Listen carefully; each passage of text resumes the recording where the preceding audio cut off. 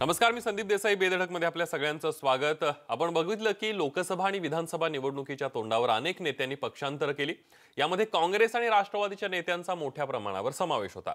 Mega भरती करून या दोन्ही पक्षांचं कंबरड चांगलं मोडलं जाईल अशा प्रकारचा भाजपनं चंग बांधला होता. पण या मेगा भरतीमुळे मूळ भाजपमधले असलेले निष्ठावंत नेते आणि कार्यकर्ते मात्र नाराज झालेत.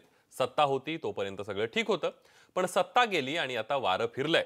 भाजपमधल्या नाराजांनी फणा काढायला सुरुवात केली आहे, तर जे भाजपात गेले त्यांची सत्ता गेल्यानं तिथंही अस्वस्थता सुरू झाली आहे. आता निकाल लागल्यापासून राज्यानं एक भलं मोठं राजकीय महानाट्य पाहिलंय.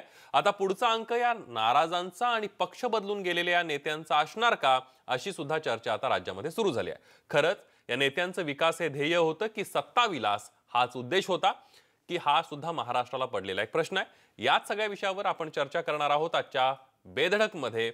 निष्ठावंत, आक्रमक. आणि याविषयी चर्चा करण्यासाठी आपल्यासोबत भाजपचे प्रतिनिधी आहेत निरंजन डावखरे, त्याचबरोबर गोपाळ तिवारी आहेत काँग्रेसचे प्रवक्ते, आणि राष्ट्रवादी काँग्रेसचे प्रवक्ते आहेत उमेश पाटील. या सगळ्यामध्ये आपण सुरुवातीला जाऊयात भाजपकडून, कारण भाजपनं आपण बघितलं तर मोठ्या प्रमाणावर राष्ट्रवादी काँग्रेस संपली आहे. देवेंद्र फडणवीस यांनी सुद्धा जोरदार टीका केलेली होती. शरद पवारांचं राजकारण संपलंय, त्यांचा पक्ष संपलेला आहे, विरोधी पक्ष कोण होणार, या सगळ्या घडामोडी ज्या होत्या त्या प्रचारातल्या होत्या. पहिल्यांदा निरंजनजींच्याकडे जातोय. निरंजनजी, आपण बघितलं तुम्ही सुद्धा अनेक वर्ष राष्ट्रवादीमध्ये काम केलंय, तुम्ही आता भाजपमध्ये आहात आणि भाजपनं प्रतिनिधी म्हणून तुम्हीच आलेला आहात. या सगळ्यामध्ये आपण बघितलं कुठंतरी मोठ्या प्रमाणावर मेगा भरती झाली आणि भाजपमधले जे निष्ठावंत होते, मोठी नावं घेता येतील, यादी खूप मोठी आहे. मग एकनाथ खडसे असतील, तावडे असतील, प्रकाश मेहता असतील, चंद्रशेखर बावनकुळे असतील, एक ना अनेक नावं घेता येतील. काय वाटतंय तुम्हाला की या सगळ्या मोठ्या भरतीमुळे पक्षनिष्ठ असलेल्या कार्यकर्त्यांवर आणि नेत्यांवर अन्याय झालाय? नाही, निश्चितपणे नाही. कारण मेगा भरती ही काय फक्त मेगा भरती हा शब्द खरं तर चुकीचं राहील. पण जी काही पक्षामध्ये येणारी ओढ होती ही फक्त पण निरंजनजी, तुमच्याच पक्षाचे नेते हे भरती करत असताना हा शब्द वारंवार वापरायचे. गिरीश महाजन असतील, चंद्रकांत पाटील असतील, या तारखेला दुसरी मेगा भरती आहे, त्या तारखेला दुसरी मेगा भरती आहे, म्हणून हा शब्द. त्याच्यामध्येच मी तुम्हाला पुढे सांगतोय की ही फक्त भाजपमध्ये किंवा भारतीय जनता पार्टीमध्येच नाही, तर शिवसेनेमध्येही होती. आणि त्याहून उलट जाऊन की भारतीय जनता पार्टीचा कुठलाही कार्यकर्ता निश्चितपणे बाहेरचा येणाऱ्या कार्यकर्त्याचा हे निश्चितपणे स्वागतच करतो.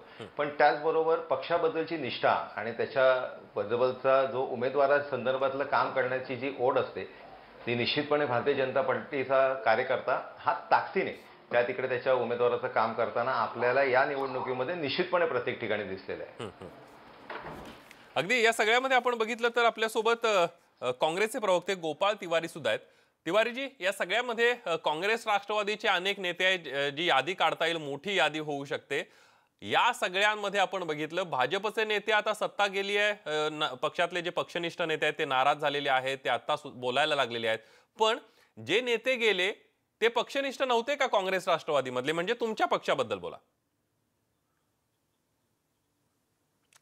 नाही नाही, असं संदीपजी, प्रत्येक पक्षात काम करणारा जो नेता कार्यकर्ता असतो त्याची एक स्वतःची काही ध्येय धोरणं असतात, की आपण पक्षाच्या ध्येय धोरणाला वाहून घेऊन चाललो आहोत का, स्वतःची महत्वाकांक्षाला किती महत्व द्यायचं, स्वतःची इच्छाला किती महत्व द्यायचं, आणि स्वतःचा जो काही एकंदर स्वार्थ म्हणतो राजकीय, ह्याला जो तो नेता ज्याच्या पद्धतीने ते अनुकरण करत असतो. याच्यामध्ये 103 का 5 जागा ज्या भाजपच्या आलेल्या आहेत, त्याच्यात काँग्रेस राष्ट्रवादीचे जर पकडले तर साधारण 13-14 जण ते आलेले आहेत. म्हणजे भाजपचे साधारण 32-33 जागा कमी झालेल्या आहेत. आता ह्या सगळ्या पार्श्वभूमीमध्ये बंडखोरी आणि प्रक्षोभ कधी होतो, की काही वेळेला तिथला निष्ठावंत नेता जेव्हा ज्युनियर नेत्याला डावलण्याचा प्रयत्न करतो त्यावेळेला कदाचित प्रक्षोभ होऊ शकतो. परंतु मूळ जो कार्यकर्ता ज्या पक्षाची कास धरून चाललेला आहे त्याचं ध्येय धोरण काय आहे, त्याचा विचाराची स्थिरता किती आहे, त्याचा म्हणजे विचारांची परिपक्वता किती आहे, आणि तो कुठल्या तरी उद्देशाला धरून धोरणाला धरून चाललाय का नाही हे सगळं दिसतं. आता काही संधी साधू लोक असतात त्याच्यामध्ये त्यांना सत्ताच पाहिजे असते, त्यांना दुसरं काही नको असतं. म्हणजे आपल्याऐवजी दुसऱ्याला कुणाला काँग्रेस राष्ट्रवादी कुठल्या मित्रपक्षाचा जर तिथे एखादा आमदार होत असेल पण ते त्यांना मान्य नसतं, मीच पाहिजे, मी आणि मीच. अशाला असे व्यक्तिगत महत्वाकांक्षेला इच्छेला प्राधान्य देणारे जे नेते आहेत जे व्यक्तिगत राजकारण करतात ते गेलेले आहेत आणि त्याच्यामुळे काही फरक पडलेला नाही. किंबहुना 42 जागेच्या जर 30 जागा पकडल्या हे सगळे जाऊन तर 30च्या 44 काँग्रेसच्या झालेल्या आहेत आणि राष्ट्रवादीचे पण वाढलेले आहेत. त्यामुळे ह्या सगळ्या गोष्टी जो तो पक्ष त्यांनी ते त्या पक्षाच्या नेतृत्वाने ठरवण्याचं हे सगळं भाग आहे. आणि भाजपमध्ये योगायोगाने का होईना जे काही 3-4 नेते आहेत यांच्यावर काही ना काहीतरी त्या ठिकाणी आक्षेप होते, हे पण वस्तुस्थिती आहे. मग ते चंद्रकांत बावनकुळे असतील, त्या ठिकाणी प्रकाश मेहता असतील, एकनाथ खडसे असतील, पंकजा मुंडेंवर चिक्कीचा घोटाळा वगैरे, परंतु त्यांनी एक धोरण नाही ठेवले. जे वादातीत नेते त्यांना सरसकट तिकीट द्यायचं का नाही असंही नाही, काही जणांना मात्र तिकीट दिलेली आहेत. त्यामुळे हा सर्वस्वी त्यांच्या भूमिकेचा प्रश्न आहे भाजपच्या. त्यांनी आपल्या म्हणजे एक ध्येय धोरण पार्टी विथ डिफरन्स जे म्हणत आलेले आहोत ते खरंच अशा नेत्यांना त्यांनी खुलासा केला पाहिजे की आम्ही ज्यांच्यावर आक्षेप आहेत त्यांना आम्ही नाही दिले. त्या भाजपच्या नेतृत्वाने हे जाहीर केलं पाहिजे ना. म्हणजे आणि काही ठिकाणी मात्र पक्ष नेतृत्वाने या सगळ्याचा विचार करायला पाहिजे. उमेश पाटील आपल्या सोबत आहेत, राष्ट्रवादी काँग्रेसचे प्रवक्ते आहेत. उमेशजी, कुठेतरी जी भाजपची गत झाली ती तुमची सुद्धा काही काळ झालेली होती, कारण ज्या वेळेला तुमची सत्ता होती त्यावेळेला सुद्धा अनेक जण पक्षामध्ये येत होते. म्हणजे या नेत्यांचं सत्ता विलास हेच एक कारण आहे, विकास आणि हे सगळं थोतांड आहे. नाही, याचं कसं आहे की हा सगळा परिस्थितीजन्य विषय आहे. आता माझे मित्र आमदार निरंजनजी डावखरे हे एकेकाळी राष्ट्रवादी काँग्रेस पक्षाचेच पदाधिकारी होते. त्यांच्या वडिलांना हयात लाल दिव्याची गाडी पवार साहेबांनी दिली होती आणि स्वतः निरंजन डावखरे हे विद्यार्थी संघटनेचे आमचे अध्यक्ष महाराष्ट्राचे, युवक संघटनेचे महाराष्ट्राचे अध्यक्ष होते आणि त्यांना पक्षांनी एकदा नव्हे तर 2दा आमदारकीची संधी दिली. दुसऱ्या वेळेला मात्र त्यांनी वातावरण बघून त्यांना असं वाटलं आणि त्यांनी पक्षाला सोडचिठ्ठी देऊन भारतीय जनता पार्टीमध्ये प्रवेश केला. आता यामध्ये आणखी पवार साहेबांनी एखाद्या नेत्याच्यासाठी किंवा त्या कुटुंबासाठी आणखी किती काय द्यायला पाहिजे होतं की त्यांना पक्ष सोडावा वाटला. म्हणून तुम्ही जो विषय अत्यंत महत्वाचा घेतलाय आणि अत्यंत महत्वाच्या काळात घेतलेला आहे की निष्ठावंतांच्या संदर्भातला विषय जो घेतलेला आहे अत्यंत महत्वाचा आहे, तो सगळ्याच पार्ट्यांसाठी महत्वाचा आहे. मग ती भारतीय जनता पार्टी अगदी निरंजनजी तुमच्याकडे येतो, राष्ट्रवादी, माझं पूर्ण होऊ द्या. हा बोला बोला, माझं पूर्ण होऊ द्या. याच्यामध्ये कसं आहे की राष्ट्रवादी काँग्रेस पार्टीमध्ये आदरणीय पवार साहेबांच्या विचारावर श्रद्धा ठेवून आमच्यासारखे कार्यकर्ते वयाच्या 16व्या वर्षापासून आम्ही इथं काम करतोय आणि पक्ष अडचणीत असला आणि कसल्याही परिस्थितीत असला तरी पवार साहेबांना सोडायचं नाही ही अशी खुणगाठ बांधलेले 50-50 वर्ष साहेबांच्या बरोबर असलेले कार्यकर्ते आहेत. आणि आता सत्ता आल्यानंतर सुद्धा काही लोक मगाशी जे तुम्ही म्हणालात की जे भाजपमध्ये गेले, जे आणखी कुठे गेले, ते आता पुन्हा माघारी यायची चलबिचल करतायत. किंवा भारतीय जनता पार्टीमधले जे लोक आहेत त्यांनी जी मेगा भरती केली होती त्या मेगा भरतीचा जो अत्यंत किळसवाना प्रकार चंद्रकांत दादा असतील, देवेंद्र फडणवीस असतील किंवा भारतीय जनता पार्टीच्या नेत्यांनी केला, त्याचा जो काही परिणाम त्यांना निवडणुकीच्या निकालामध्ये दिसलाय ते समोर आलेलंच आहे. मुळात हे लोकांना अशा पद्धतीचं दलबदलूपणा आवडत नाही. तो कमीत कमी लोकांच्या पचनी तरी पडावा लागतो. कुठला तरी भला मोठा अन्याय त्याच्यावर झाला आणि म्हणून तो गेला, अशा पद्धतीचा असेल. अगदी तुमच्या या सगळ्या बोलण्यावर निरंजन डावखरे यांना बोलायचा. निरंजनजी बोला. मला याच्यामध्ये एक सांगायचंय की उमेशजींनी मगाशी माझ्यावर एक आरोप केला होता की मी पक्ष बदलला वारा बघून. तर त्यांच्या या संदर्भातलं मी उमेशजींना सांगू इच्छितो. उमेशजी, तुम्हीच त्या पक्षात होता, तुम्हाला त्या गोष्टींची सगळी वस्तुस्थिती माहिती आहे, त्याच्यामुळे तुम्ही कमीत कमी कॅमेरावर तरी बोलताना तरी खरं बोला. आणि माझी विनंती राहील की कधीतरी आयुष्यात खरं बोला. मध्यंतरीच्या काळामध्ये ज्यावेळेस सगळे सत्तानाट्य चालू होतं त्यावेळेस तुमचे वारे आणि तुमच्या फेऱ्या कुठे होत्या या संदर्भातली भूमिका ही तुम्ही कधीतरी स्पष्ट करा, अशी मी पुढच्या काळात बोलतो. तुम्ही बोल, ऐका जरा, ऐकायची मानसिकता ठेवा. आपल्या मनात काहीतरी खोट असेल, तुमच्या मनात खोट आहे का हा प्रश्न आज या चर्चेच्या माध्यमाने निश्चितपणे उपस्थित होतो. आणि उमेशजी, संघटनेमध्ये तुम्ही काम केले, संघटनेमध्ये मी काम केले. प्रामाणिकपणे काम करणाऱ्या कार्यकर्त्याला निश्चितपणे जनता ही तारते आणि जनता त्याच्या मागे उभी राहते.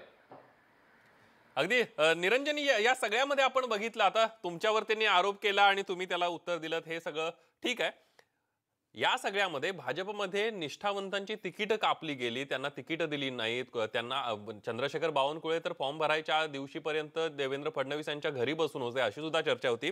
यादी मोठी आहे. म्हणजे एकनाथ खडसे असतील, त्यांचं तिकीट कापलं, त्यांच्या मुलीला तिकीट दिलं, प्रकाश मेहतांचं तिकीट कापलं, विनोद तावडेंचं तिकीट कापलं, त्याचबरोबर बावनकुळे असतील, या सगळ्या मोठ्या नेत्यांची तिकीटं कापण्यात आली.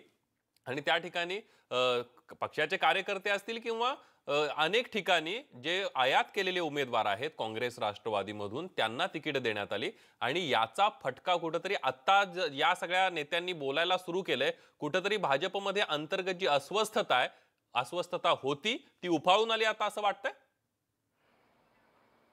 नाही, त्याच्यामध्ये फक्त मी एकच सांगेन की तुम्ही आता सांगितलं की तावडे साहेब असतील किंवा खडसे साहेब असतील, यांच्या जागेवर जर यांचा जो निर्णय घेतला तो निश्चितपणे केंद्रीय नेतृत्वाने घेतला. त्याच्यामुळे राज्याच्या नेतृत्वाबद्दल याच्यामध्ये फक्त चर्चा झाली आणि त्याच्यामधनं जी फायनल नावं झाली होती त्याच्यामध्ये केंद्रीय नेतृत्वाने जे निर्णय घेतला, पण त्यांची तिकीटं कापून किंवा त्यांचे नाव वगळून दुसऱ्या कुठल्या नवीन आयात केलेल्या उमेदवाराला आपण तिकीट दिलं तर नाही. जे जुने पक्षामध्ये काम करणारे, ज्यांचा इतिहास आतापर्यंत, त्यांचं जे पक्षाबद्दलचं केलेलं काम आहे, कुटुंबातला इतिहास आहे, अशाच लोकांना निश्चितपणे भारतीय जनता पार्टीने उमेदवारी दिली आणि निवडून येणाऱ्या उमेदवाराला या इकडे उमेदवारी द्यावी, हा त्याच्यामधला निकष होता.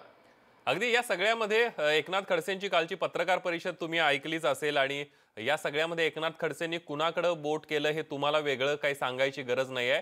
ज्या नेत्याच्या नेतृत्वाखाली हे सगळं झालं त्यांनी या सगळ्याची जबाबदारी स्वीकारावी. त्यामुळे कुठंतरी देवेंद्र फडणवीस यांच्याकडे रोख होता त्यांचा. जसं यशाची भूमिका ही नेत्यांकडे असते तसंच अपयशाची भूमिका ही पक्ष नेतृत्वाकडे असते आणि पक्ष नेतृत्वाचं मन हे अतिशय मोठं आहे आणि त्याच्यामुळे निश्चितपणे या सगळ्या संकटांमधनं पण पक्ष नेतृत्व निश्चितपणे उभारी घेईल आणि एक नवीन दिशा या पक्षाला दाखवेल आणि परत एकदा सत्तेच्या दिशेने भारतीय जनता पार्टी वाटचाल करेल या नेतृत्वाखाली, असा विश्वास मला आहे. अगदी या सगळ्यामध्ये आपण तिवारी यांच्याकडे जाऊया. तिवारीजी, कुठंतरी या सगळ्या नाराज नेत्यांच्या गाठीभेटी भाजपमधल्या व्हायला लागल्या आणि त्यामुळे कुठंतरी काँग्रेसला, राष्ट्रवादीला उकळ्या फुटल्या असं म्हणायला नको, पण कुठंतरी दुसऱ्या पक्षामधली ही नाराजी आहे कुठंतरी तुमच्या पथ्यावर पडते असं वाटते. कारण या सगळ्यामध्ये नाना पटोलेंची प्रतिक्रिया आली, वडेट्टीवारांची प्रतिक्रिया आली. हे नेते कुठल्याही पक्षात गेले तरी स्वागतच आहे असं वडेट्टीवार म्हणाले. भाजपमधल्या नाराज ज्येष्ठ नेत्यांना घ्यायला काँग्रेस इच्छुक आहे? नाही, असं आहे की बघा, पक्ष सोडण्याचं पण एक काहीतरी कारण असतं संदीपजी. कोणी कुठल्या परिस्थितीत पक्ष सोडला ह्याला एक महत्व आहे.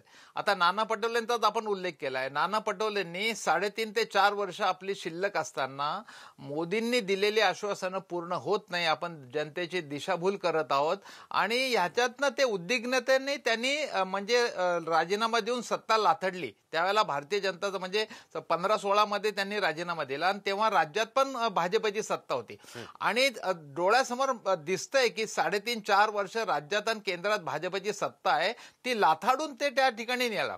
म्हणजे कुठले नेते कुठल्या परिस्थितीत पक्षांतर करतात, उडी मारतात, हे पण एक वेगळं बोध घेण्याचं आहे. आता डावखरे साहेब म्हणले की आम्ही आमच्या लोकांना डावललं नाही. आता साधं फार नाही, अगदी नगरचं जर म्हणलं तर दिलीप गांधी हे विद्यमान खासदार होते, पण तिथे सुजय विखेंना त्यांनी आणून त्यांच्या भाजपच्या एका निष्ठावान चांगल्या खासदाराला त्यांनी तिथे बाजूला केलं आणि विखे पाटील. म्हणजे ह्याच्यातनं भाजपची एक दुहेरी नीती आहे की आपल्या संख्या वाढो ना वाढो, पण आपण आपल्या विरोधकांच्या म्हणजे काँग्रेस राष्ट्रवादीच्या संख्या कमी कशा करू शकू, हे असं कूटनीतीचं राजकारण त्यांनी केलेलं आहे वेळोवेळी भाजपने, हे स्पष्ट झालेलं आहे.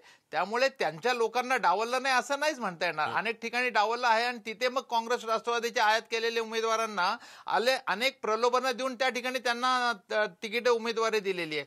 असं नाही, तुमचे जे वरिष्ठ नेते अशा प्रकारची वक्तव्य करतायत, कुठंतरी तिकडच्या नाराजांचा फायदा घेण्याचा आणि त्यांना आपल्या पक्षात घेण्याचा, ज्यांना जनाधार आहे अशा नेत्यांना कुठंतरी काँग्रेसचा प्रयत्न चाललाय? नाही, जनाधार असलेले नेते जर त्यांनी त्या ठिकाणी आता आपण बोलणं योग्य आहे, परंतु त्यांनी जर काही भूमिका घेतली तर पक्ष त्याच्यावर निश्चितपणे कदाचित विचार करू शकेल ना, त्या प्राप्त परिस्थितीमध्ये त्यांच्या बाबतचे आरोप आहेत का, काय आहेत का, या सगळ्याची शहानिशा करून शेवटी प्रत्येक पक्षाला आपला जनाधार किंवा आपला बेस वाढवायचा अधिकार आहे. त्याप्रमाणे जसं यांना त्या ठिकाणी आम्ही तर प्रलोभन न देता त्या ठिकाणी सांगतोय, जर त्या पद्धतीने चांगल्या पद्धतीने काही नेते आले ते कदाचित पक्षश्रेष्ठी विचार करतील, त्यांची पार्श्वभूमी लक्षात अगदी म्हणजे पक्ष वाढवायचा सगळ्यांना अधिकार आणि तोच अधिकार कुठेतरी भाजपनं बजावला विधानसभा आणि लोकसभेच्या तोंडावर असं दिसतंय. उमेश पाटील तुमच्याकडे पण येणार आहे. पहिल्यांदा निरंजनजींना काय बोलायचंय, बोला निरंजनजी.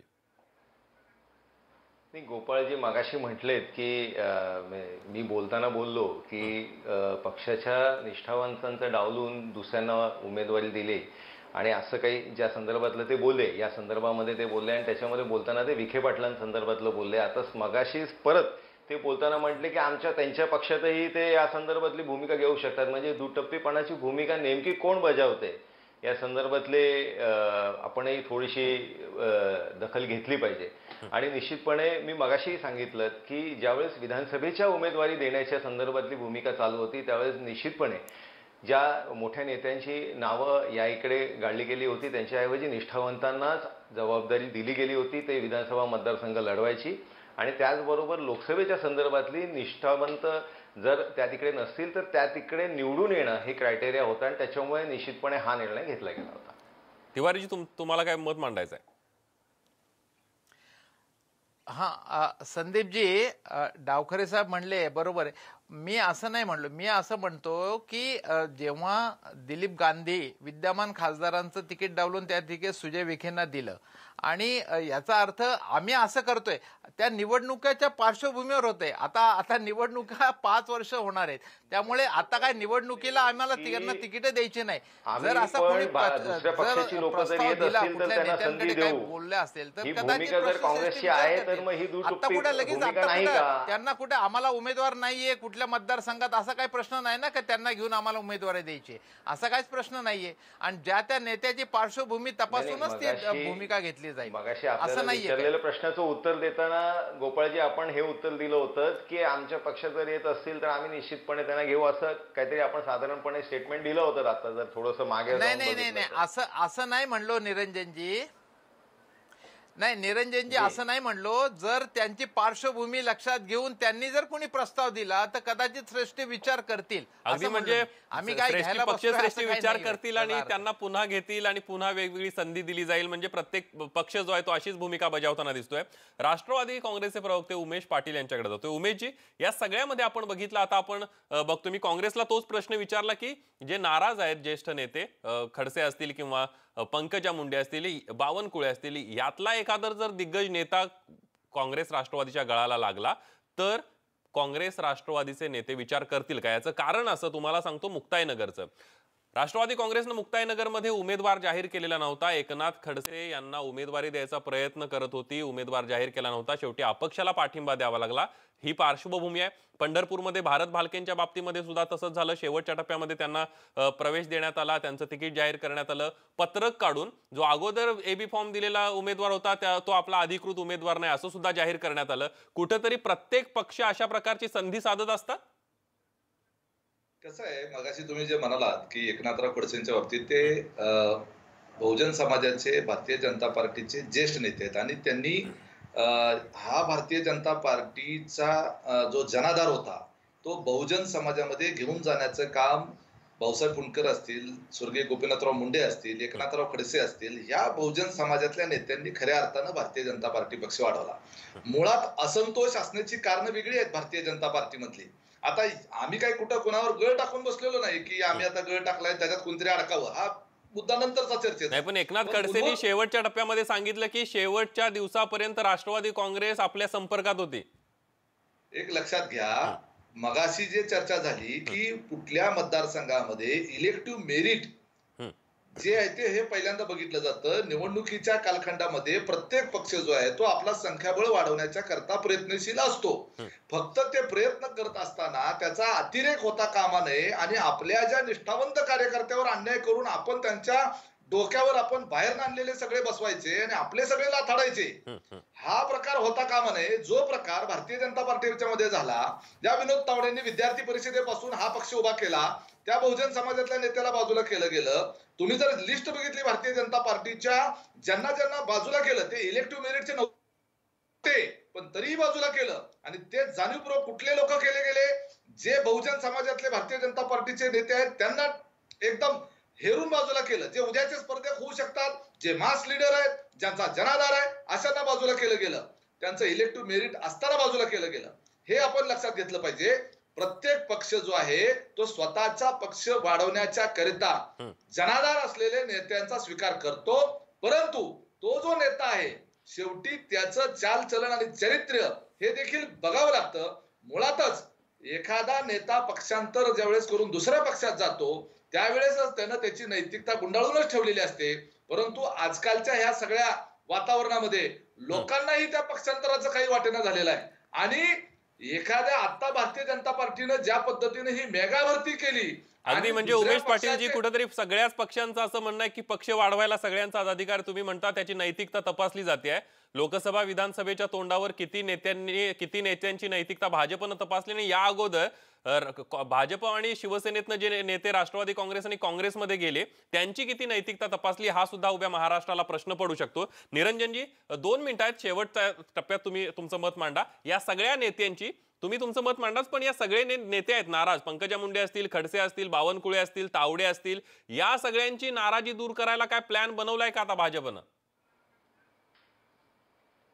मी उमेशजींच्या एका मताशी पूर्णपणे सहमत आहे. त्यांनी सांगितलं की भारतीय जनता पार्टीने खडसे साहेब असतील, मुंडे साहेब असतील, तावडे साहेब असतील असे बहुजन समाजाचे नेते घडवले, त्यांना मोठं केलं. आणि त्याचबरोबर ते बोलत असताना उमेशजींनी फार सुंदररित्या खडसे साहेबांना जे राष्ट्रवादीने गळ घातली होती त्या प्रश्नाचं उत्तराला बगल दिलेली आहे. पण हे त्यांचं पूर्णपणे मान्य करतो की भारतीय जनता पार्टीने बहुजन समाजाच्या नेतृत्वालाही मोठं करण्याचं काम केलेलं आहे. आणि लोकप्रतिनिधी जे आहे, जे लोकांमध्ये लोकमत असलेली लोक आहेत, अशा लोकांबरोबर भारतीय जनता पार्टी न्याय करते, हे त्यांनी उमेशजींनी मगाचं जे वक्तृत्व आपलं मांडलं त्याच्यामध्ये त्यांनी मान्य केलं.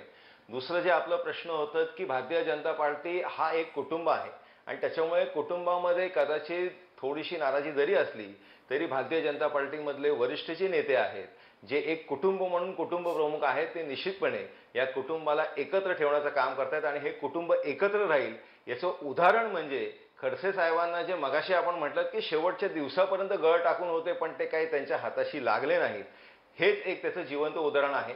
हे कुटुंब आहे आणि कुटुंब म्हणूनच एकत्र राहील असं मी आपल्या या कार्यक्रमाच्या माध्यमाने अगदी. पण या सगळ्यामध्ये कुटुंबातल्या, भाजप जर कुटुंब आहे तर कुटुंबातल्याच लोकांनी पाडायचा प्रयत्न केलेला आहे. रोहिणी खडसे असतील किंवा पंकजा मुंडे असतील, यांना पक्षांतर्गत कारवाई करणाऱ्या पक्षविधारी आणि राष्ट्रवादी करून आहेत. उमेश पाटील, या सगळ्यामध्ये आपण बघितलं जे काँग्रेस राष्ट्रवादी सोडून विधानसभेच्या तोंडावर भाजपमध्ये गेलेले होते, तिथल्या जवळपास 15 आयारामांचं भाजपमधल्या आता चलबिचल सुरू झालेली आहे. काँग्रेसच्या गोपाळ तिवारींच्याकडे जाऊया. तिवारीजी, या सगळ्यामध्ये आपण जर बघितलं, तुमचा विरोधी पक्ष नेताच भाजपच्या गोटामध्ये जाऊन सामील झालेला होता आणि त्यांनी कारणही दिली होती की अस्वस्थता वाटतेय, पक्षामध्ये जीव गुदमरायला लागला. आता पुन्हा भाजपची सत्ता गेली तर तिकडे सुद्धा जीव गुदमरायला लागलाय असं दिसतंय. संदीपजी, आता एक हे बघा, राजसत्तेच्या राजकारणामध्ये फंद फितुरी म्हणा, कटकारस्थान आणि दगाफटका हे छत्रपती शिवाजी महाराजांच्या सोबत पण झालेलं आहे. त्यामुळे शिवाजी महाराजांना पण ह्या सगळ्या गोष्टीला सामोरं जावं लागलं. पण आताच्या या राजकारणाचा शिवाजी महाराजांच्या काळातल्या राजकारणाशी संबंध लावणं थोडंसं गैर होईल. त्यावेळी स्वराज्यासाठी पेटून उठणारे सगळे मावळे होते आणि आता सत्तेसाठी पेटून उठणारे आहेत. त्यांच्यासोबत झालेलं आहे. त्यामुळे बोला. नाही, असं आहे की त्यांना पण ह्या सगळ्या गोष्टीला सामोरं जावं लागलेलं आहे. त्यामुळे आपण म्हणता ते 5 वर्ष विरोधी पक्ष नेता राहून जर शेवटच्या क्षणाला जर येतं, याला काय उत्तर आहे सांगा बघू. एक तर आम्ही काही गोष्टींनी सांगितलंय की संपूर्ण म्हणजे पुरोगामी महाराष्ट्राला पुढे नेताना पुरोगामी महाराष्ट्राचं जे काँग्रेसचं नेतृत्व आहे यशवंतराव चव्हाण वसंतदादा पाटलांपासून, तेव्हा सहकार क्षेत्राच्या मोठा एक जनाधार आणि विकासाचा आधार या महाराष्ट्रात राहिलेला आहे. त्याच्यामध्ये काही ठिकाणी अनियमितता होते, काही ठिकाणी वारंवार या संस्थांना सरकारी देणग्या, सरकारी मदतीची, सरकारी अनुदानाची गरज भासते वेळोवेळी. अनेक ठिकाणी छोट्या मोठ्या गोष्टीची तांत्रिक बाबीची काही ठिकाणी कमतरता होते. तर कशा पद्धतीने ह्या लोकांना तिकडे नेलं, काय आमिष दाखवून नेलं, काय धाकधपटशा दाखवून नेलं, हे ते नेते सांगू शकतील. परंतु हे गेलेत हे मात्र सत्य आहे. त्यामुळे परंतु हे सगळे जाऊन सुद्धा 4432 वर संख्या येऊन परत 44 झाली. तर 14 जागा आमच्या वाढलेल्या आहेत आणि ह्यांना घेऊन सुद्धा भाजपच्या सुमारे 34-35 जागा कमी झालेल्या आहेत. 123 वरनं 103 वर 105 वर आल्यात आणि 105 पैकी 15 काँग्रेस राष्ट्रवादीचे आमदार जर कमी झाले तर 34 ते 35 जागा यांच्या कमी झाल्या. म्हणजे एवढं सगळं केलंय, प्रचंड पैशाची तुमचं म्हणणं सगळं बरोबर आहे. काही तांत्रिक मुद्द्यांमध्ये असतील किंवा सहकारी संस्था चालवताना सरकारची आणि सत्तेची गरज भासते म्हणणं बरोबर आहे. पण ज्या नेत्यावर विरोधी पक्ष नेतेपदाची जबाबदारी केंद्रात म्हणजे वरिष्ठ नेतृत्वानं दिली असेल, तोच माणूस जर स्वतःचे कारखाने वाचवण्यासाठी, स्वतःच्या संस्था वाचवण्यासाठी, मुलाच्या तिकिटासाठी जर जात असेल आणि आता सत्ता गेल्यावर त्या नेत्याला पुन्हा आपल्या पक्षामध्ये काँग्रेसमध्ये परत यायचं असेल, अशी चर्चा सुद्धा होताना दिसते. तुमचे सुद्धा नेते सकारात्मक असल्याचं दिसतंय. सर्वसामान्य जो काँग्रेसचा कार्यकर्ता आहे त्याची भावना काय? नाही, अनेक ठिकाणी अनेक शहर जिल्हा काँग्रेसच्या बैठकांमध्ये असे ठराव झालेले आहेत. 2-4 दिवसात माध्यमांमध्ये आलेले आहे की अशा क्षणी पक्षाला सोडून व्यक्तिगत स्वार्थापायी गेलेल्या कुणालाही, लहान असो मोठा असो, घेऊ नये असे ठराव झालेले आहेत. या उपर जी काही भूमिका आहे ते श्रेष्ठ घेतील. पण व्यक्तिगत मला नाही वाटत की यांना प्रवेश इतका सहज सोपा राहील. मला तरी नाही असं वाटत. अगदी तोच प्रश्न उमेश पाटील यांना. उमेशजी, तुमच्याकडे तर यादी मोठी आहे. मग शिवेंद्रराजे भोसले असतील, गणेश नाईक असतील, वैभव पिचडांसारखा पराभव झाला त्यांचा, पण ते सुद्धा गेलेले आहेत. अशी भली मोठी यादी आहे. हे जे नेते दुसऱ्या पक्षामध्ये भाजपमध्ये गेले, तिकडची सत्ता गेले, ते आता यायला उत्सुक आहे तिकडं. तर तुमची काय भूमिका असणार आहे राष्ट्रवादी काँग्रेसची? पहिल्यांदा सांगतो आणि पक्षाची काय असू शकेल या संदर्भात मी बोलतो. मी आज माझ्यासारखा एक निष्ठावंत कार्यकर्ता अनेक वर्ष झालं पक्षामध्ये, कुठलाही पक्षाचा लाभार्थी म्हणजे जसं आमदार, खासदार, मंत्रीपद आमच्या निरंजन डावखरेंना मिळालं, माझ्यानंतर उदय सामंत प्रदेशाध्यक्ष होते, त्यांना आमदार मिळालं, मंत्रीपद मिळालं. आम्ही तर कुठलेच लाभार्थी नाही आहोत. पण हे लोक पक्ष सोडून गेले. आम्ही पक्षासोबत आजही आणि अडचणीत असतानाच्या काळातही होतो आणि पुढे राहणार आहोत. सत्ता असो नसो, आम्हाला माहित नव्हतं सत्ता येणार आहे का नाही ते. परंतु जर आता सत्ता आल्यानंतर हे जे सत्तेच्या लोभापायी जे लोक गेलेले आहेत ते जर आता पुन्हा यायचा प्रयत्न करत असतील तर माझ्यासारख्या हजारो कार्यकर्त्यांचा अशा गोष्टीला विरोध असणार आहे. परंतु पक्षाचे आमचे सर्वोच्च नेते आदरणीय पवार साहेब यांची सुद्धा अशाच पद्धतीची भूमिका असणार आहे. त्याच्या बाबतीमध्ये पक्ष कुठलीही तडजोड करेल असं मला वाटत नाही. परंतु त्या धोरणात्मक पातळीवरच्या विषयामध्ये निर्णय घेण्याचा एवढा मी मोठा कार्यकर्ता नाही. तो पक्षाच्या अध्यक्ष आणि तो पक्षाच्या कोर कमिटीच्या अंतर्गतला विषय आहे. त्यावेळेला पक्षाच्या हिताच्या संदर्भामध्ये त्यांना जर काही वेगळं वाटत असेल तर तो भाग वेगळा आहे. पण कार्यकर्त्यांची भावना मात्र अशी असणार आहे की कसल्याही परिस्थितीमध्ये सत्ताच्या लोभापायी भारतीय जनता पार्टीकडे गेलेले जे लोक आहेत त्यांना कुठच्याही परिस्थितीत, नुसतं एवढंच नव्हे, काही लोक त्या ठिकाणी ऐन वेळेला शेवटच्या क्षणापर्यंत गेल्यातच जमा होते, परंतु भारतीय जनता पार्टीने त्यांना घेतलं नाही म्हणून त्या क्षणाला काही जण पुन्हा माघारी आले. हे सगळं पक्षाला माहित आहे. अशांच्या बाबतीतही पक्षांनी, राष्ट्रवादी काँग्रेस पक्षाचं नेतृत्व जे आहे पूर्ण सजग आहे. त्यांना माहित आहे कुणी काय केलेलं आहे. आणि वयाच्या 80व्या वर्षी पवार साहेबांनी एकांडी शिलाद्यासारखं, एक योद्ध्यासारखं या महाराष्ट्रामध्ये सगळा महाराष्ट्र पिंजून काढून राष्ट्रवादी काँग्रेस पक्ष आणि काँग्रेस पक्षाला सुद्धा काही प्रमाणामध्ये यश मिळवून दिलेलं आहे. त्यामुळे हे सगळं जे आहे या बाबतीमध्ये पवार साहेब निश्चितपणे जाणून आहेत की ज्या पवार साहेबांनी उभी हयात तुमच्यासाठी सगळी दिली, तुम्हाला इतकं प्रचंड मोठं केलं, त्यांनी अशा वयामध्ये पवार साहेबांना सोडून जावं हेच मनाला क्लेश देणार होतं. हेच महाराष्ट्रातल्या जनतेला आवडलं नाही. हे लक्षात घेण्यासारखी गोष्ट आहे. अगदी म्हणजे जर पक्ष, अगदी म्हणजे कुठेतरी पक्षाच्या वरिष्ठ नेत्यांनी निर्णय घेतला तर ते सगळे गेलेले भाजपतले नेते परत येऊ सुद्धा शकतात. निरंजनजी, कुठंतरी आपण बातम्या बघतोय कालपासून की चलबिचल सुरू आहे. हे सगळे जे काँग्रेस राष्ट्रवादीमधून गेलेले नेते आहेत, भाजपमध्ये सत्ता गेली आणि आता पुन्हा काँग्रेस राष्ट्रवादीमध्ये जाण्यासाठी ते इच्छुक आहेत. तुम्ही भाजपचे प्रतिनिधी म्हणून आलेला आहात इथं. तुम्ही सुद्धा राष्ट्रवादी काँग्रेसमधनं भाजपमध्ये गेलेला आहात. त्या लोकांची तर मानसिकता तुम्ही सांगा. आशिष शेलारांनी त्याचं खंडन पण केलंय, पण तुम्हाला पण वाटतंय कुठंतरी आता जावं आपल्या स्वगृही? नाही, बिलकुल वाटत नाही, कारण मी माझ्या स्वगृहीच आहे असं मी व्यक्तिशः मानतो. दुसरी गोष्ट, उमेशजी मगाशी बोलताना 5-6 वेळा राष्ट्रवादी युवक काँग्रेसचे प्रदेशाध्यक्ष होता. ऐका उमेशजी, ऐका उमेशजी, ऐका. निष्ठावंत बोलतायत. ते स्वतःला निष्ठावंत का सिद्ध करू पाहतायत हे मला माहित नाही. जो आहे तो आहे ना, त्याच्यामध्ये तुम्हाला 50 वेळा सांगायची गरज नाही आणि 50 वेळा सांगून तुम्ही होणार आहे का? तर नाही. दुसरी गोष्ट, तो जो विषय आहे, मगाशी सांगितलं की डझनभर आमदार जाणार आहेत, 12 आमदार जाणार आहेत का 15 आमदार जाणार आहेत, मी ठामपणे आणि विश्वासाने आपल्याला सांगतो की यांच्यामधलं एकही आमदार कोणीही पक्ष सोडून जाणार नाही. ही सगळेचे सगळे आमदार, कुठलाही आमदार पक्ष सोडण्याच्या मानसिकतेमध्ये नाही, कारण सगळेजण ताकदीने भारतीय जनता पार्टीच्या बरोबरच उभे राहणार आहेत. त्याचं कारण असं आहे की ही जी 3 तिघाडीची जी सरकार आहे ही काय फार जास्त काळ चालणार नाही आणि ही 3 तिघाडीची सरकार लवकरच जाऊन भारतीय जनता पार्टी पुन्हा एकदा सत्तेत येईल आणि ही सगळेचे सगळे आमदार कुणाच्या पाठिंब्यावर, निरंजनजी, कुणाच्या पाठिंब्यावर सरकार सत्तेत येईल भाजपचं?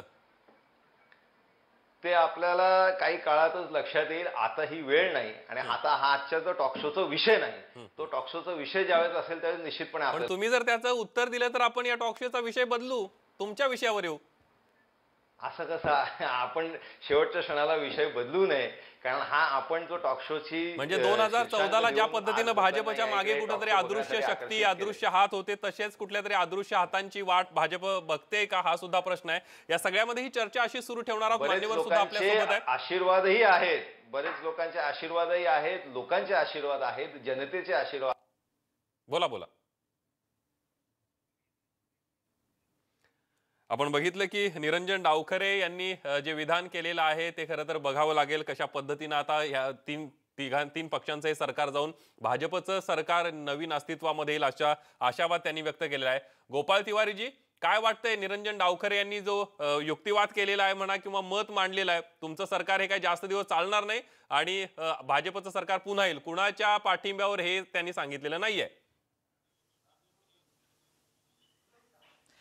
आता राजकीय शक्यता अशक्यतावर हे जे बोलले, परवा जेव्हा सांगितलं विरोधी म्हणजे पटोलेंची निवड झाली त्यावेळेला जी सभागृहात भाषणं झाली, तर त्यावेळेला जयंत पाटलांनी सांगितलं त्यांना, फडणवीसांना, की आता आपण विरोधी पक्षाच्या भूमिकेत चोख 5 वर्ष काम करा. तेव्हा ते म्हणले मी कधी येऊ शकतो, काही होऊ शकतं, राजकारणात काही शक्यता होऊ शकतं. तर एक त्यांनी त्या ठिकाणी हास्यास्पद प्रयत्न केला आणि मध्यंतरी 3-3.5 दिवसापुरतं ते सत्तेवर आले, मुख्यमंत्री पदाची शपथ घेतली. अशा हरकती किंवा अशा चेष्टा परत करू नये. तर ते त्यांचं ते त्या ठिकाणी एक आदर्श पार्टी विथ डिफरन्स जे काय म्हणतो ते राहील. आता पूर्वी तर त्यांनी सगळे फोडाफोडी करून काही लोकांना आणलेलं आहे, परंतु आता परत असं जर करायला लागले तर जे आमदार तर ते दुसरीकडनं विचार करणारे आमदार असतात ना. मग त्या ठिकाणी काही काँग्रेसचे नेतेच बोललेत की काही आमदार आमच्याही संपर्कात आहेत. आता अशा जर पद्धतीने जर पुढे होणार असेल तर म्हणजे राज्याला घोडे बाजार नको आहे असं तुमचं म्हणणं आहे कुठेतरी.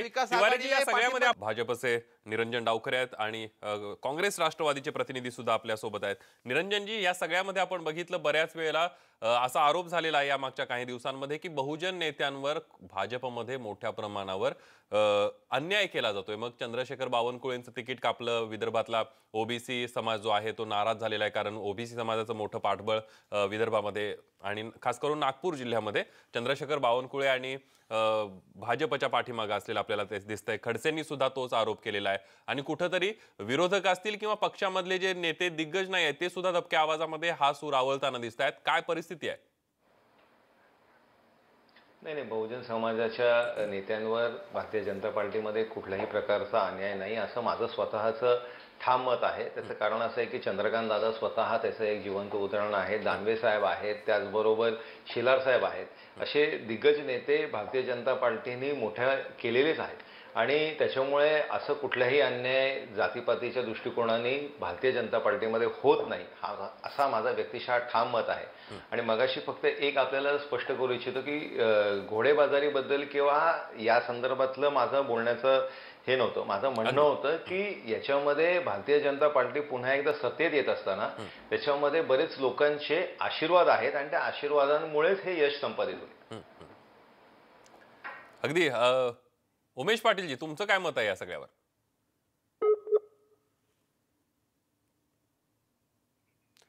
आपण बघतोय काँग्रेसच्या प्रवक्त्यांकडे जाऊया, कारण उमेश पाटील यांच्याशी संपर्क थोडासा तुटताय. तिवारीजी, आता निरंजन डावखरे यांनी मत मांडलेलं आहे ओबीसी नेत्यांबद्दलचं, काय वाटतं तुम्हाला त्या सगळ्यामध्ये? संदीपजी, एक मराठीत म्हण आहे, कृतज्ञ झालं नाही तरी चालेल पण कृतज्ञ होऊ नये, असं एक आपली बोलीचालीमध्ये एक म्हण आहे मराठीत आपली. मला एक सांगायचं वाटतं, जर भारतीय जनता पक्षाचं जर महाराष्ट्रात प्रस्थापित जे राजकारण जर बघितलं तर बाळासाहेब ठाकरेंचं बोट धरून ग्रामीण भागात संपूर्ण शिवसेनेबरोबर त्यांनी जनाधार प्रस्थापित केला. एकेकाळ धाकट्या भावाच्या भूमिकेत येऊन त्या ठिकाणी शिवसेनेबरोबर जाऊन ग्रामीण भागात जो काही जनाधार काँग्रेस राष्ट्रवादीचे नेत्यांना घेऊन परत त्या ठिकाणी एक ह्या मोदींच्या लाटेमध्ये म्हणा 14ला जो काही जनाधार मिळाला आणि बहुजन नेत्यांच्या, बहुजन समाजाच्या, बहुजन मतांच्या जोरावर हे सत्ता घेतली. सत्ता घेतल्यावर एकंदर जर एखादी त्यांची पद्धती बघितली तर एक विशिष्ट प्रणालीच्या हातात, म्हणजे संघ प्रणाली असेल किंवा एक विशिष्ट, म्हणजे मोदी शहांनी तर अगोदर जाहीर केलं की फडणवीसांच्या हाती सूत्र राहतील.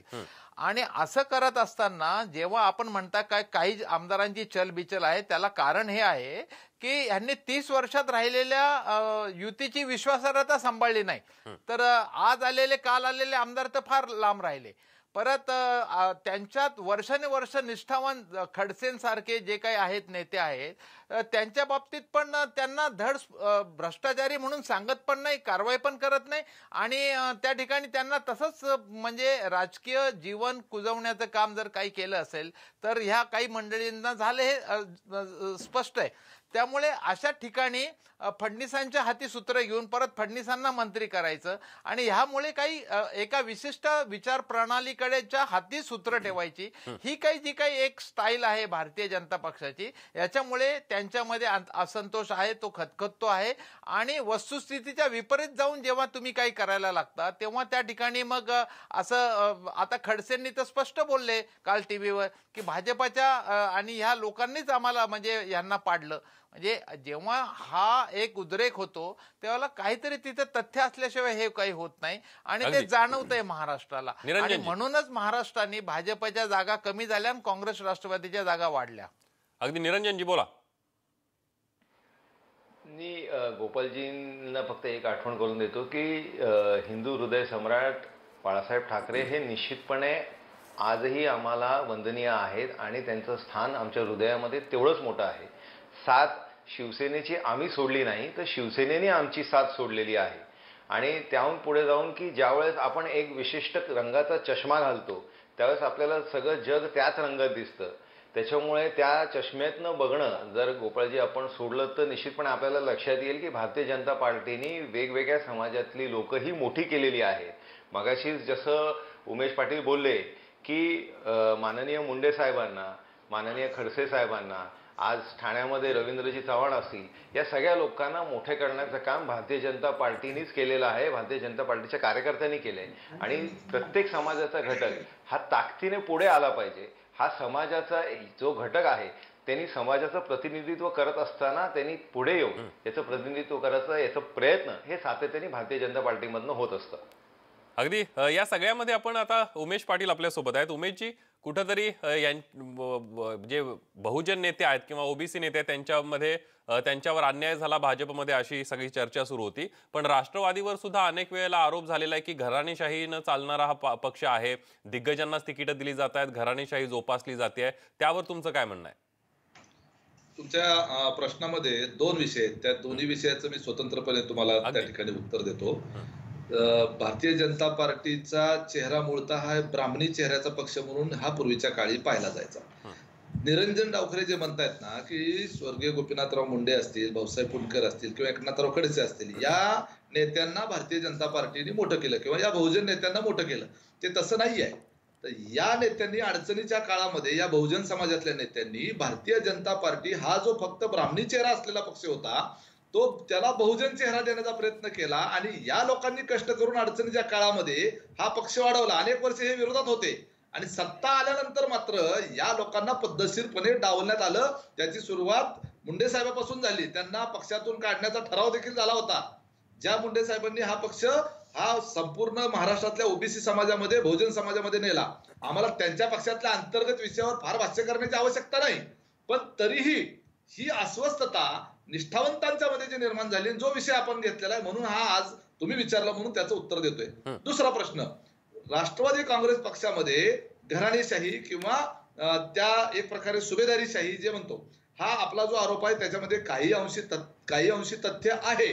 परंतु घराणेशाहीमध्ये एखाद्याच्या घरामध्ये कुटुंबात जर राजकीय परंपरा असेल तर त्याच्या पुढच्या पिढीमध्ये, जसं आता निरंजन डावखरे हे दुसऱ्या पिढीतले आहेत, ते चांगलं काम केलं त्यांनी तर ते टिकून राहतील. तसंच या ठिकाणी एकदा परंपरेनं आपल्या पुण्याईच्या पूर्वजांच्या पुण्याईच्या जोरावर एकदा लोक संधी देतात, परंतु ती कायमची संधी मिळत नाही. जर त्याच्यामध्ये मेरिट असेल, परफॉर्मन्स, ते पुढची घराणेशाही म्हणा किंवा पुढचं नेतृत्व टिकतं. त्यामुळं आर आबांसारखे आमच्या पक्षामध्ये जे रोजगार हमीवर कामाला जायचे, ज्यांच्या पायामध्ये कॉलेजला गेले तरी चप्पल नव्हती, असं एक व्यक्तिमत्व ज्यांना पवार साहेबांनी या राज्याच्या गृहमंत्री पदापर्यंत, उपमुख्यमंत्री पदापर्यंत संधी दिली, कर्तृत्व असेल तर त्याच्यामध्ये घराणेशाहीचा मुद्दा राहत नाही. घराणेशाही असून कर्तृत्व नसेल तर ती व्यक्ती आजच्या लोकशाहीमध्ये टिकू शकत नाही. आणि घराणेशाही नसेल आणि जर कर्तृत्व असेल त्याला संघर्ष थोडा जास्त करावा लागेल, परंतु अशी माणसं चमकल्याशिवाय राहत नाही. अगदी निरंजनजी, तुम्हाला काहीतरी बोलायचं आहे, बोला. हो, मी उमेशजींचा आभार मानेन की त्यांनी हे 100% मान्य केलं की मी कर्तृत्व नाही, कारण मी दुसऱ्यांदा निवडून आलो आणि त्यांच्या पक्षात नसूनही दुसऱ्यांदा निवडून आलो. आणि कर्तृत्वाचीच ओळख या पक्षामध्ये भारतीय जनता पार्टीमध्ये आहे आणि कर्तृत्ववान व्यक्तीला या इकडे संधी दिली जाते. त्याच्यामुळे कुठल्या तरी विशिष्ट एका समाजाची मक्तेदारी आहे किंवा एका विशिष्ट समाजालाच पुढे घेतलं जातं, हा पूर्ण आरोप खोटा आहे. याच्यामध्ये कुठल्याही गोष्टीचं तथ्य नाही, असा माझा व्यक्तिशःचा अनुभव मी आपल्याला सांगू इच्छितो.